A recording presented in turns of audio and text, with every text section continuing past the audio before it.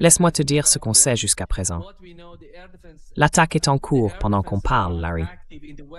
Ce qu'on sait, c'est que la défense aérienne est active dans la partie ouest de Téhéran.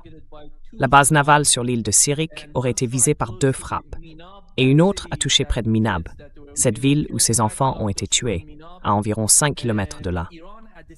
Et pendant que ces attaques ont lieu, l'Iran frappe aussi le Kurdistan irakien à Erbil. Il les attaque avec des drones et des missiles. Et il y a eu un rapport selon lequel la marine américaine aurait mené des frappes sur la Syrie depuis des navires de guerre dans le golfe d'Oman.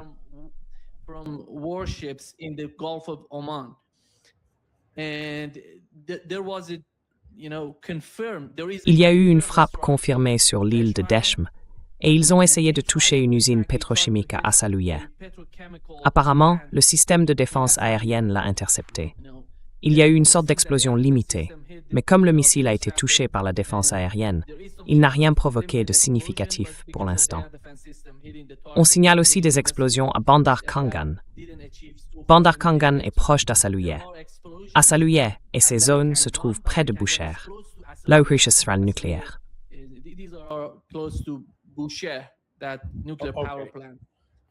Donc ils sont sur la côte ouest de l'Iran. Exactement. Tous ces endroits, ensuite la Syrie, Kashf, vous savez, Kangan, ils sont tous proches du golfe Persique. Et un responsable américain a déclaré que les frappes sur le sud de l'Iran allaient se poursuivre avec des centaines de cibles et qu'elles continueraient pendant plusieurs heures. En ce moment même, pendant qu'on parle, des hélicoptères Mi-28 de l'armée iranienne sont actifs au-dessus de Téhéran pour intercepter ces petits drones. Et l'agence Mehr News a rapporté, des activités de chasseurs iraniens dans le ciel du pays. Et voici la dernière information. Larry, l'attaque est en cours pendant qu'on parle. Quelle est votre compréhension de la situation et quelle en est la principale raison? Donald Trump a dit « Nous voulons changer les décisions iraniennes. Nous voulons imposer nos conditions à l'Iran. » Je ne sais pas. Quelle est votre analyse de ces frappes? Est-ce qu'elles vont vraiment changer quelque chose? Qu'est-ce qui pourrait en découler pour les États-Unis?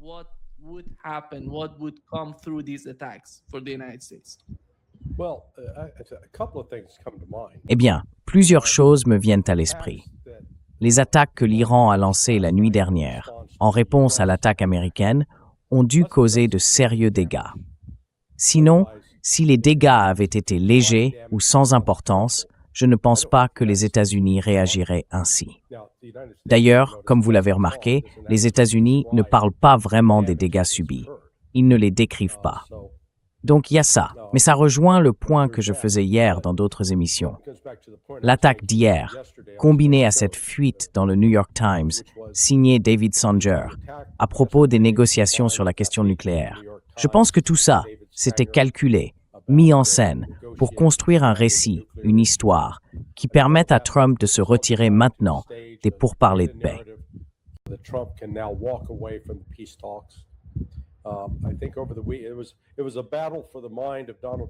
Je pense que pendant le week-end, c'était une véritable bataille pour influencer Donald Trump. Au départ, certains pensaient qu'il allait donner son accord, qu'il y avait un accord en préparation qui aurait exigé quelques concessions de la part des États-Unis. Mais les sionistes, pas seulement Bibi, les sionistes, c'est-à-dire à la fois les juifs sionistes et les chrétiens sionistes, ont exercé une pression totale sur Donald Trump. Et quelles que soient les intentions qu'il avait auparavant de soutenir l'accord en cours de négociation à Islamabad, il a décidé de tout faire capoter. C'est exactement ce qu'il fait. C'est la fin des négociations, la fin de l'accord. Je pense que cela va maintenant déclencher une escalade durable. Vous savez, l'Iran les a frappés la nuit dernière, puis n'a pas poursuivi.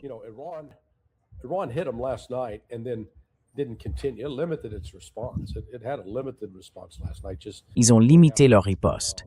Hier soir, leur réponse a été restreinte.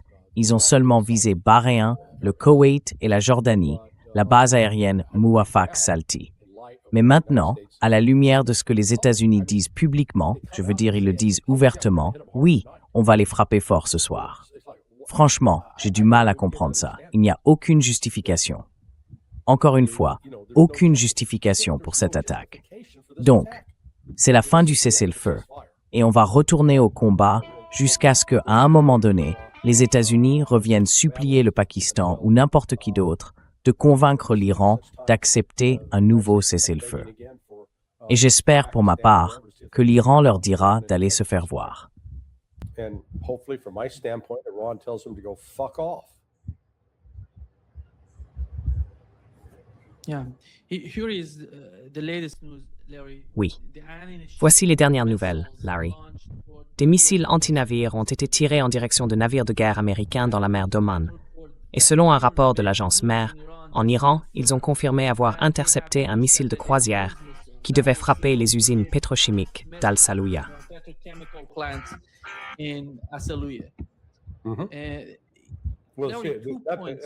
Et ça, c'est important. Parce que maintenant, ils interceptent un missile de croisière. Avant, on ne les voyait pas vraiment en intercepter beaucoup.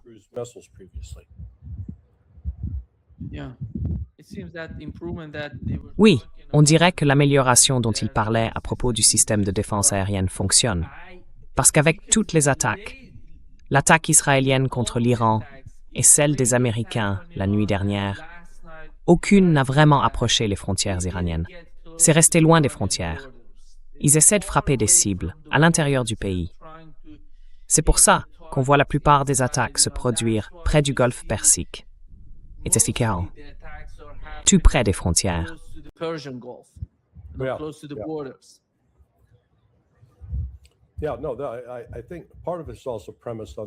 Oui, non. Je pense qu'une partie de tout ça repose aussi sur l'idée que les États-Unis, s'ils détruisent assez de capteurs, de systèmes d'armes et de communication situés juste là, sur la ligne dans le détroit, eh bien ça empêcherait alors l'Iran d'empêcher les États-Unis de faire passer leurs navires par le détroit. Et encore une fois, je pense que les États-Unis sous-estiment complètement et comprennent mal les capacités de l'Iran. Ces capacités ne se limitent pas à la côte, elles s'étendent aussi à l'intérieur des terres et sous la mer. Vous savez, on n'a encore vu aucune réaction directe de l'Iran.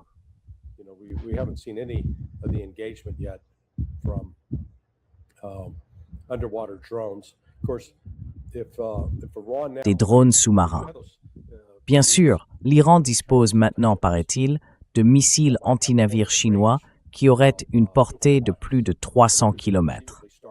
Donc, en théorie, ils pourraient commencer à viser des navires américains au large. À mon avis, Trump et son équipe se sont piégés eux-mêmes. Ils croient vraiment que tout ça va briser l'Iran.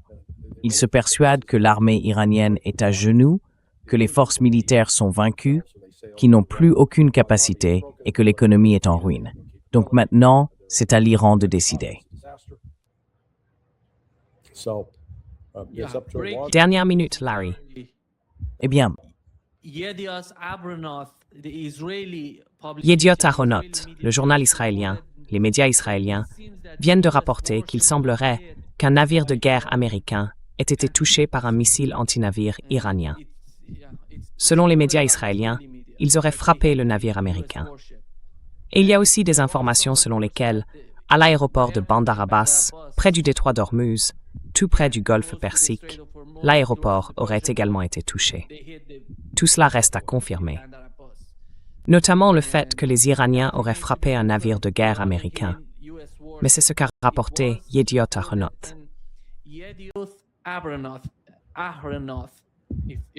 Yediot.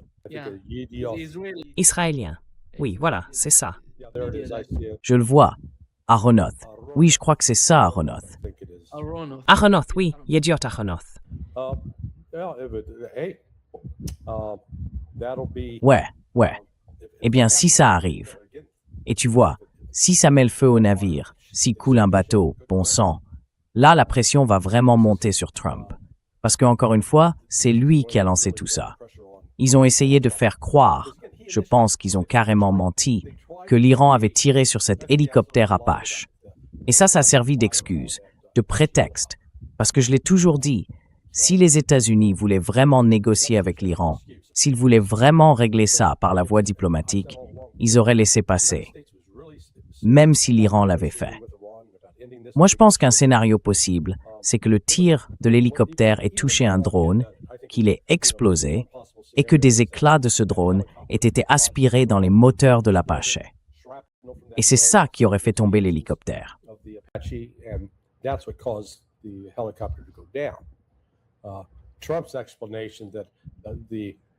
L'explication de Trump, selon laquelle la tête du drone, tu sais, parce que c'était un de ces énormes drones, aurait été intégrée dans le cockpit. Franchement, c'est complètement faux, une pure invention.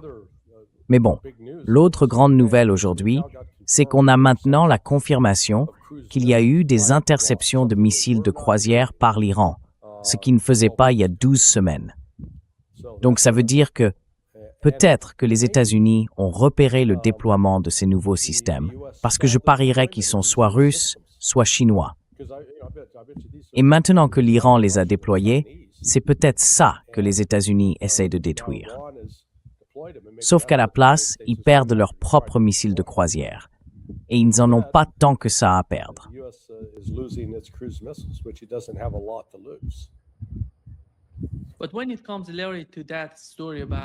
Mais quand on parle précisément de cette histoire d'hélicoptère Apache, est-ce qu'un drone peut, vous savez, poursuivre un hélicoptère et le toucher? C'est trop difficile.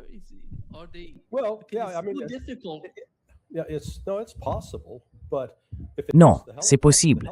Mais si ça touche l'hélicoptère tombe. Si c'est un drone avec une ogive explosive, ça ferait tomber cet hélicoptère du ciel comme une brique, et les pilotes auraient été tués. Donc l'histoire qu'ils racontent ne tient pas debout.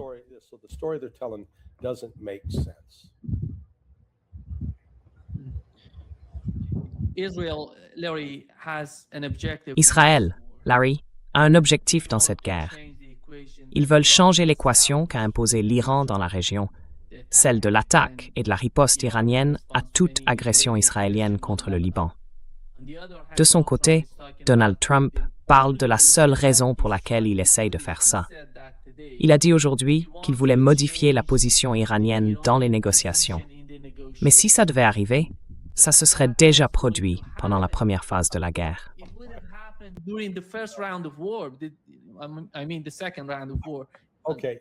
Je veux dire, la deuxième phase de la guerre. D'accord, oui. Donc je négocie avec toi et tu me donnes pas ce que je veux. Alors je vais te donner un coup dans les parties et un coup de poing sur le nez pour obtenir ta coopération. Il a trop regardé de films de gangsters, celui-là. Oui, c'est ce qu'on fait à quelqu'un de faible, quelqu'un qui ne peut pas riposter. Mais quand tu te trompes et que l'autre est tout à fait capable de répondre, qu'il est assez fort, eh bien, faire ça ne va qu'attiser encore plus sa colère. Ça ne va certainement pas lui donner envie de coopérer avec moi.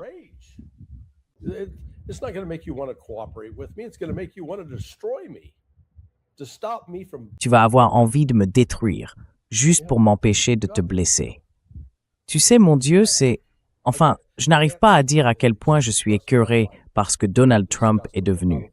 Peut-être qu'il a toujours été comme ça. Mais là, il relance la guerre. J'imagine qu'il a attendu la fermeture des marchés aujourd'hui. Je voulais juste vérifier un truc ici. Bon. Ouais, le Nasdaq a chuté de 950, presque 1000 points. Donc la vente des puces s'aggrave. Trump menace de nouvelles attaques. Ah, excellente idée, tiens. Et le site oilprice.com, il donne quoi? Tu as regardé?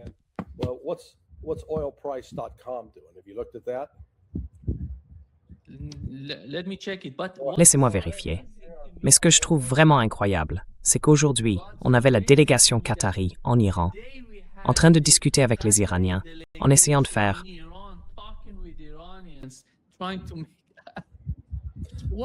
Qu'est-ce que c'est? Trump a attendu. Ils ont attendu que les Qataris aient quitté la zone, non? Oui, exactement. Ils ont attendu qu'ils partent, puis ils ont dit, bon, maintenant, on les attaque.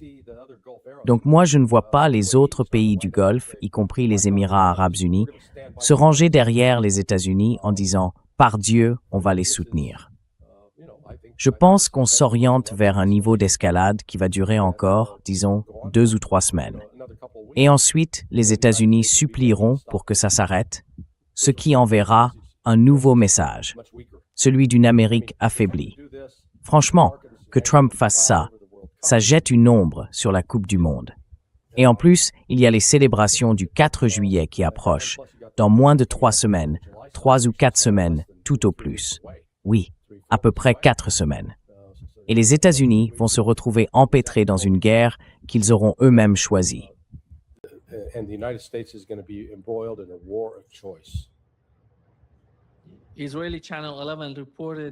La chaîne israélienne 11 a rapporté qu'Israël n'était pas impliqué dans les attaques contre l'Iran. Et c'est quand même incroyable. Israël met les États-Unis en première ligne, puis affirme ne pas faire partie de tout ça. Alors qu'on sait bien que tout ce qui se passe, c'est l'agenda israélien.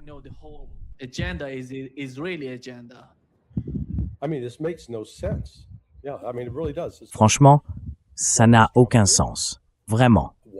Je veux dire, qu'est-ce que Trump est en train de faire? Pourquoi ils font ça? Parce que vous savez, c'est pas comme si hier je pensais que l'Iran aurait pu, à cause des attaques qui ont eu lieu dans le sud du Liban et à Tyr, que l'Iran, selon sa nouvelle doctrine, allait aussi attaquer Israël. Mais non, ils se sont retenus. Ils ne l'ont pas fait. Comme je l'ai dit, leur riposte hier a été limitée. Donc, je suis curieux de voir ce qu'ils vont faire aujourd'hui. Est-ce qu'ils vont élargir leurs attaques ou est-ce qu'ils vont, encore une fois, les limiter?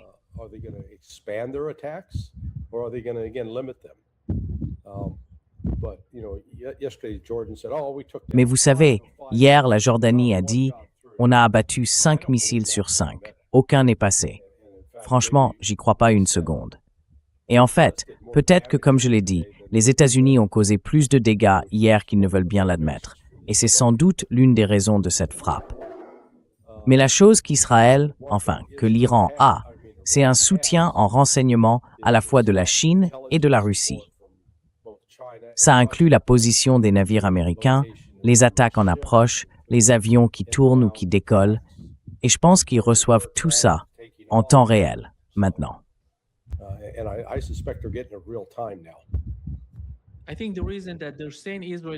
Je pense que la raison pour laquelle ils disent qu'Israël ne fait pas partie de cette opération, c'est à cause de l'aéroport Ben Gurion, qui est plein d'avions américains. Et je ne sais pas si l'Iran oserait attaquer Israël sur son aéroport, Ben Gurion, où il y a des avions ravitailleurs, des appareils partout, vraiment partout.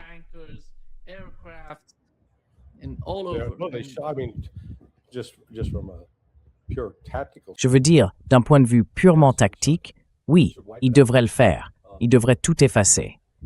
Donc, désolé, je viens de recevoir un message. Une de mes cousines plus âgées est décédée. Wow! Vous savez, elle a eu une belle et longue vie, mais elle était une grande fan du blog. Bien sûr, elle me criait encore dessus récemment parce que j'étais anti-Trump.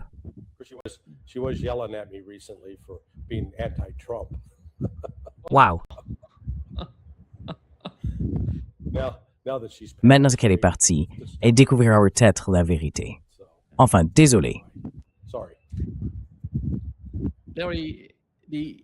Larry, en ce moment, l'Iran mène une deuxième vague d'attaques, cette fois au Kurdistan irakien. Ils sont en train de les frapper. Je ne sais pas exactement ce qui se passe à Erbil, parce qu'à chaque fois qu'il se passe quelque chose, ils attaquent Erbil. Là, tout de suite, il y a 2 attaques sur Erbil.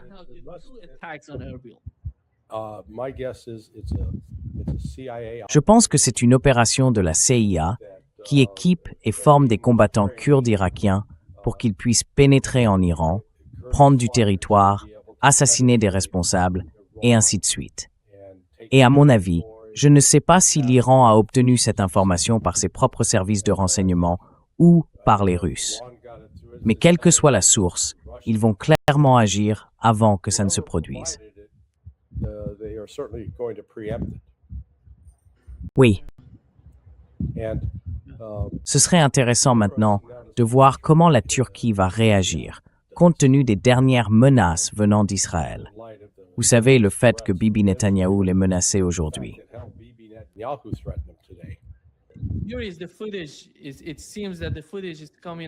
Voici les images. On dirait qu'elles viennent de la région. Je ne sais pas si c'est... Attendez, je vais les afficher. Les images du navire de guerre américain touché. Oui, touché par, vous savez, un missile iranien. Le navire en feu? Non. Au large d'Oman. Ce n'est pas un navire de guerre, c'est le navire au large d'Oman qui est en feu. It's not a warship. It's the ship that's of the not a- coast of Oman being on fire. Yeah. Yeah. Isn't that the ship that the U.S. Ouais. hit? C'est pas le navire que les États-Unis ont frappé? Non, ça ne disait pas qui l'avait fait. Non, je te dis, les États-Unis ont fait un navire plus tôt aujourd'hui, au large des côtes d'Oman. Ça ne collerait pas... Enfin, regarde, là-bas il fait nuit maintenant. Donc cette photo n'a pas de sens parce qu'on voit bien qu'il fait jour. Le soleil est encore levé. Et si je me trompe pas, il est 6h30 ici, non? If I'm not mistaken, so it's 6. It's Ouais, c'est pas ça. 6:30 here, is it not? Parce que là-bas, il doit être quoi? 2h du matin. Because it's not, yeah. 2 a.m. in the morning? Yeah, it's it's something like, yes. Oui, like c'est quelque chose comme... yeah. Oui, It's gonna be laissez-moi voir. Oui. Ce sera vers 1h30 du matin. Quelque chose comme ça. 1:30 a.m. Larry, les médias israéliens ont rapporté que l'Iran avait frappé le navire de guerre avec un missile hypersonique. Iran hit the warship with a hypersonic missile. Oui, c'est ça. Yeah. It's still unconfirmed. It's still unconfirmed. They're Ce n'est saying toujours that, pas but it's confirmé. still Non, unconfirmed. The Israeli toujours pas media. confirmé. Yet C'est ce qu'ils they'll- disent. Ce n'est pas encore confirmé, I don't know. selon les médias israéliens. The name is Yediot too difficult to Aharonot. pronounce. Le nom est d'ailleurs difficile à prononcer. Et je pense, Larry, que ce qui s'est passé hier soir avec l'attaque sur l'île de Sirik, ils ont visé 2 citernes d'eau, l'approvisionnement en eau de l'île de Sirik. Si les choses vont dans cette direction, parce que, comme on en parlait, une nouvelle attaque est en cours sur Bandar Abbas. Si les États-Unis commencent à s'en prendre à l'approvisionnement en eau de ces villes, on risque de voir la même chose se produire avec les pays du CCG, peut-être même en direction d'Israël. Je ne sais pas si l'Iran frapperait des usines de dessalement. D'après ce que je comprends, ce n'est pas leur politique. Mais si les États-Unis continuent ce genre d'attaque contre les ressources en eau, ils pourraient bien changer d'attitude. Oui, enfin, c'est... Well, yeah, I guess I don't see Iran. Je ne pense pas que l'Iran chercherait à punir. Enfin, si les Saoudiens n'étaient pas impliqués dans ces attaques, ni les Qataris, je ne vois pas pourquoi l'Iran les punirait pour les fautes des États-Unis. Mais l'Iran pourrait, s'il devait riposter contre quelqu'un, ce serait sans doute contre Israël, par exemple en coupant son approvisionnement en eau. Et là, oui, ça enverrait un message. Tout ça, c'est en train de s'envenimer, et sans aucune bonne raison. C'est ça qui est fou dans cette histoire. C'est encore une guerre de choix lancée par Donald Trump. Il y avait un cessez-le-feu, enfin une sorte de cessez-le-feu. Les États-Unis le violaient déjà depuis des semaines. Mais maintenant, on est passé à un tout autre niveau. But it's escalated to a new level.